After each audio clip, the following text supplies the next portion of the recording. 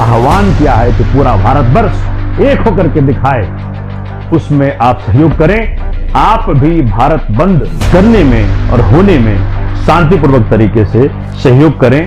कर पाएंगे तो आपका और हमारा और किसान का भविष्य बच जाएगा इन दरिंदों के हाथ में जाने से। साथियों, आज मैं आपसे साझा करने आया हूं कि किसान दुखी क्यों है, किसान आंदोलन क्यों कर रहा है, किसान दिल्ली में इतनी ठंड में अपनी जान की परवाह किए बगैर क्यों सड़कों पर बैठा है।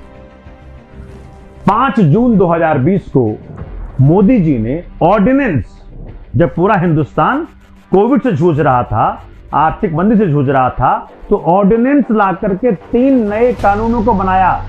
मालूम नहीं कि किसने कहा यह कानून बनाने के लिए। फिर पार्लियामेंट के अंदर 14 सितंबर 2020 को इंट्रोड्यूस किया और आनन फानन में संविधान को दरकिनार करके, संवैधानिक मूल्यों को दरकिनार करके आनन फानन में इसे पास कर दिया। और फिर 27 सितंबर को माननीय महामहिम राष्ट्रपति जी का इनको अनुमोदन भी मिल गया और यह कानून बन गया। तो ये किसान साथी पूछ रहे हैं किसके कहने पे किया, किसके फायदे के लिए किया। आपको जानना जरूरी है 2 मुख्य बातें जिसका किसान खुल करके विरोध कर रहे हैं और कानून वापस लेने की मांग कर रहे हैं। और ये 2 मुख्य बातें कैसे आपको तकलीफ देने वाली हैं, इसका भी जानना जरूरी है, जिससे आप भी किसानों का समझ बूझ करके साथ दें। पहली बात है कि भाई इसकी मांग किसने, किसकी समस्याओं के समाधान के लिए कानून बनाया आपने, इसका जवाब मोदी जी के पास नहीं। फिर दूसरी मांग है, मोदी जी कह रहे हैं अरे भैया तुम्हारा भला करना चाहता हूं, तुम्हें प्राइवेट प्लेयर्स के आगे एक कॉम्पिटिटिव रेस कराना चाहता हूं जिससे कि आपको बेटर प्राइस मिल सके। किसान कह रहे हैं कि ईस्ट इंडिया कंपनी भी यही कर रही थी कि आज आपको लोकल मार्केट को खत्म करने के लिए वो अदानी जी का जो दुकान नया वाला खुला है, वो कह रहा है कि जो मंडी आपको भाव दे रही है उससे मैं दुगना दूंगा। दुगना देंगे? अच्छा जी, ऐसा क्यों? तो इसके पीछे राज यह है कि जब मंडियां घाटे में आएंगी, जब मंडियां उनके पास इतनी आर्थिक ताकत नहीं होगी कि वो जो अन्न है अदानी और अदानी के बराबर के माहौल में खरीद सकें, तो मंडियां बंद हो जाएंगी। जब मंडियां बंद हो जाएंगी तो अदानी साहब जो हैं, जो रेट पहले किसानों को मंडियां दे रहा था उससे आधी देना शुरू कर देंगी।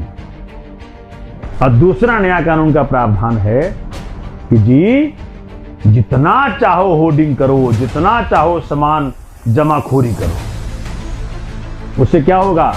कल को दिल्ली की मार्केट में सामान उपलब्ध नहीं होगा, क्योंकि कानून उनको इजाजत देता है कि जितना चाहें वो इकट्ठा करें। और दिल्ली में नहीं, पूरे भारतवर्ष की ये बात होगी। इसीलिए किसान कह रहा है कि एमएसपी वाला कानून दे दो जो हमें चाहिए, मिनिमम सपोर्ट प्राइस।